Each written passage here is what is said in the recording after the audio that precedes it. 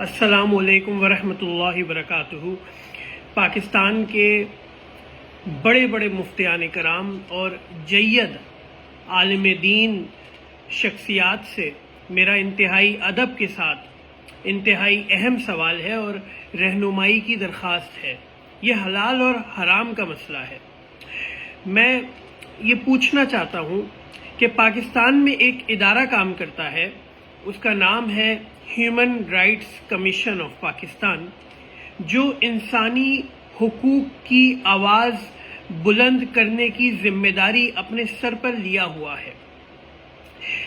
قابل احترام مفتیان کرام اور جید عالم دین میری رہنمائی فرمائیں، بلکہ پوری قوم کی رہنمائی فرمائیں کہ یہ حلال اور حرام کا مسئلہ ہے کہ 30 دن سے زیادہ گزر جانے کے باوجود کراچی کے 2 لوگ انور خان ترین اور نثار پور جبری طور پہ گمشدہ ہیں۔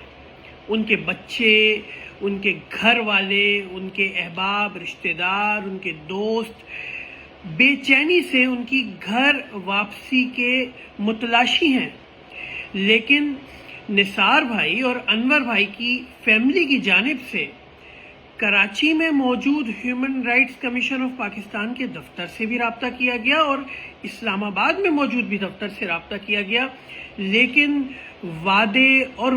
لیکن اب تک ہیومن رائٹس کمیشن کی جانب سے کوئی آواز بلند نہیں کی گئی۔